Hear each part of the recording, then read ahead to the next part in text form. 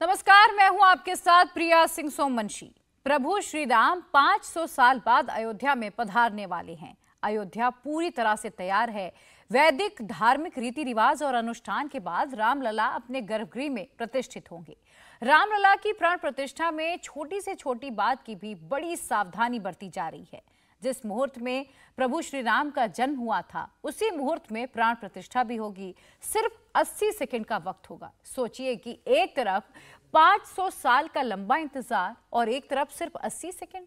इतना ही नहीं, मंदिर में 15 जनवरी से 21 जनवरी तक हवन, आवाहन, पूजन, मंत्रोच्चारण, जबरदस्त अनुशासन रहेगा। रामलला जब आएंगे, पृथ्वी, अग्नि, जल, आकाश, वायु से पांचों तत्व साक्षी होंगे। लेकिन कैसे, उसका क्या अनुष्ठान है?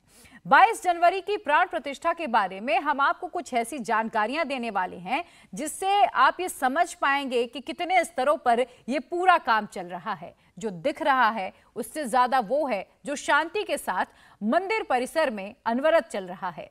इस रिपोर्ट में जो बातें हम आपको बताने जा रहे हैं, आपने यकीनन पहले नहीं सुनी होंगी। ये रिपोर्ट देखिए।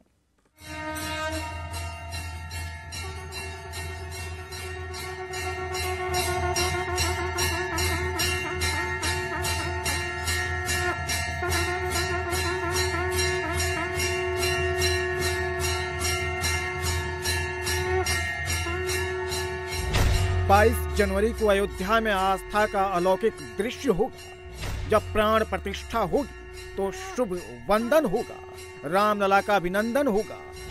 1500 साल बाद भारत में इतना भव्य अनुष्ठान होगा। 22 जनवरी को सरयू में भक्ति रस की धारा बहेगी। भक्ति का भव्य भाव होगा क्योंकि रामलला 500 साल बाद अपने भव्य और दिव्य मंदिर में विराजमान होंगे। त्रेता युग में भगवान राम का जन्म अभिजीत मुहूर्त में हुआ था। 22 जनवरी को अभिजीत मुहूर्त का संयोग बन रहा है। अभिजीत मुहूर्त दोपहर 12:11 से शुरू होगा, जो 12:54 तक रहने वाला है। इसी दौरान 12:29 से 12:30 के बीच मृगशीर्ष नक्षत्र में प्रभु श्री राम के मूर्ति की प्राण प्रतिष्ठा होगी। ज्योतिषाचार्य के मुताबिक 22 जनवरी मुहूर्त के लिहाज से दोष मुक्त है। ये तारीख और ये मुहूर्त अग्नि बाण, मृत्यु बाण, चोर बाण, नृत्य बाण और रोग बाण से मुक्त बनाता है। 21 तारीख को सुला दिया जाता है, तो उस सुला दिया जाता है मतलब 21 तारीख को उनको रख दिया जाता है। और फिर 22 तारीख को जो उनकी शुभ घड़ी, जो 84 सेकंड का मुहूर्त गणेश्वर शास्त्री जी ने दिया है, उस मुहूर्त में वो प्रतिष्ठा के मंत्र, चारों वेदों के मंत्र होंगे। चारों वेदों के, आप तो उनकी शाखाएं भी आई हुई हैं, ये परम सौभाग्य है। तो वो लोग सारे विद्वान मंत्र पढ़ेंगे, जो कि एक अलभ्य दृश्य होगा।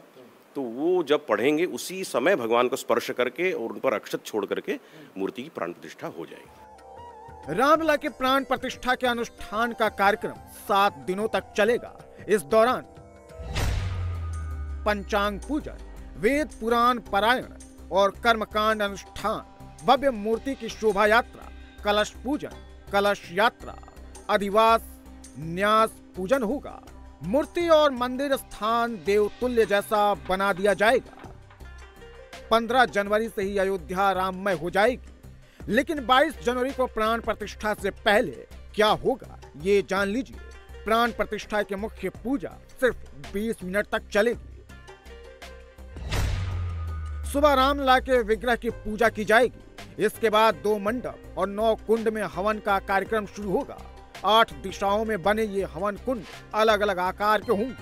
चारों वेदों के पाठ किए जाएंगे। इसमें देश भर से आए चारों वेदों के ज्ञानी 121 ब्राह्मण शामिल होंगे। फिर भगवान राम की मूर्ति को गंगा जल के साथ देश की पवित्र नदियों के जल से स्नान कराया जाएगा। नए वस्त्र पहनाकर, चंदन के लेप लगाकर उनका श्रृंगार होगा। दोपहर में मृगशीरा नक्षत्र में रामलला का भव्य अभिषेक कराया जाएगा। इसके बाद प्रधानमंत्री नरेंद्र मोदी की मौजूदगी में मूर्ति के नीचे से सोने की शलाका और कुश की खींच दिया जाएगा। यही मूर्ति की प्राण प्रतिष्ठा होगी। इसके बाद 56 भोग अर्पित कर भगवान राम की महाआरती होगी। जब ये प्राण प्रतिष्ठा का कार्यक्रम तय हुआ, कांची के शंकराचार्य जी थे, चंपत राय जी थे, संयोजक गणेश्वर शास्त्री जी द्राविड़ थे और यज्ञाचार्य लक्ष्मीकांत जी दीक्षित भी थे। वहाँ पर ये हुआ, इतना बृहद कार्यक्रम है तो पूरे भारतवर्षों से वैदिकों का समावेश होना चाहिए। हमारे सनातन धर्म में, हमारे वैदिक संस्कृति में जो चारों वेद हैं, उन चारों वेदों के विद्वान आने चाहिए। तो इस दृष्टि को देखते हुए 121 की संख्या रखी गई, जिसमें हमारे यहाँ पर इस कार्यक्रम में प्राण प्रतिष्ठा में संपूर्ण भारतवर्ष से 121 विद्वान आएंगे। प्राण प्रतिष्ठा के दौरान गर्भगृह में 5 लोग मौजूद रहेंगे। इसमें पीएम मोदी, सीएम योगी, राज्यपाल आनंदीबेन पटेल, संघ प्रमुख मोहन भागवत और अनुष्ठान के मुख्य आचार्य होंगे। पीएम मोदी प्राण प्रतिष्ठा कार्यक्रम में यजमान होंगे, लेकिन देश के इस सबसे बड़े आध्यात्मिक और सांस्कृतिक आयोजन के मुख्य यजमान बनेंगे विश्व हिंदू परिषद के अध्यक्ष और पटना के डॉक्टर रविंद्र नारायण सिंह। वो अपनी पत्नी के साथ 15 जनवरी से शुरू हुए प्राण प्रतिष्ठा के सभी कार्यक्रमों में शामिल होंगी। इस दौरान आरएन सिंह और उनकी पत्नी को 15 जनवरी से ही उपवास, जप, तप, हवन, स्नान और दान समेत 45 नियमों का पालन सख्ती से करना होगा। किसी भी कर्मकांड पूजा में एक जजमान होता है, एक पंडित होते हैं, वो पूजा कराते हैं और उसमें विश्व हिंदू परिषद के राष्ट्रीय अध्यक्ष होने के नाते हमको कहा गया है कि सपत्नीक हमको पूजा पर बैठना है। यही मेन है। तो पूजा, जो कर्मकांड का पूजा होता है वो करूँगा मैं, और पंडित जी जो भी मंत्र कहेंगे उसका उच्चारण करते हुए जो भी विधान होता है उसको पूरा करना है। जैसा कि आप जानते हैं कि हमारे पूजा पद्धति में विधान के साथ काम किया जाता है और उसके बाद ही कोई चीज़ होता है। तो ये 16 जनवरी से ही ये कार्यक्रम शुरू हो रहा है और 22 तारीख को ये संपन्न होगा। हो सकता है 20 या 21 को मैं पूजा पर किसी दिन प्राण में बैठूं। 15 जनवरी से ही वो दिन में सो नहीं सकेंगे। रात में लकड़ी की चौकी पर सोना होगा। चारपाई या बेड पर बैठने और सोने पर पूरी तरह रोक रहेगी। साथ ही उनको प्रायश्चित, गोदान, दशवेदी, स्नान, प्रायश्चित शौच और पंचांग व्यप्राशन भी करना होगा। इस दौरान वो बाहरी भोजन और किसी तरह का नशा नहीं कर सकेंगे। मुख्य यजमान इन 7 दिनों में किसी भी तरह का झूठ नहीं बोल सकते, सिला हुआ वस्त्र नहीं पहन सकते। रात्रि में आरती के बाद ही भोजन कर सकते हैं, जिसमें सेंधा नमक का इस्तेमाल होगा। हल्दी, राई, सरसों, उड़द, मूली, बैगन, लहसुन, प्याज, मंदिरा, मांस, अंडा, तेल से बने आहार, गुड़, भुजिया, चावल और चने का इस्तेमाल पूरी तरह से वर्जित है। उसको उनके हिसाब से 7 दिन 8 दिन रहना भी पड़ेगा, जिसकी नियमावली पंडित गणेश्वर शास्त्री जी ने बतलाई है कि सात्विक आहार होगा, हाँ, झूठ नहीं बोलना, हाँ, और भी बहुत से नियम हैं। तो इस तरह से रहना, तो उन नियमों को दिया गया, उन नियमों से यजमानों को रहना पड़ता है, उसकी शुद्धि करानी पड़ती है। तो उसमें दशविध स्नान कराया जाता है, उनको पंचगव्य से स्नान कराया जाता है, फिर वो होम हवन करेंगे, फिर वो उनका आहार कैसा होगा 7 दिन, वो सबका उनको पालन करा करके उनको अधिकृत किया जाता है कि अब आज से आप इस कार्य को करने के लिए अधिकृत हो। 15 जनवरी को सूर्य के उत्तरायण में आते ही अयोध्या में धार्मिक उत्सव शुरू हो जाएंगे। सबसे पहले मकर संक्रांति के मौके पर रामलला के विग्रह यानी श्री राम के बाल स्वरूप की मूर्ति को गर्भगृह में स्थापित किया जाएगा।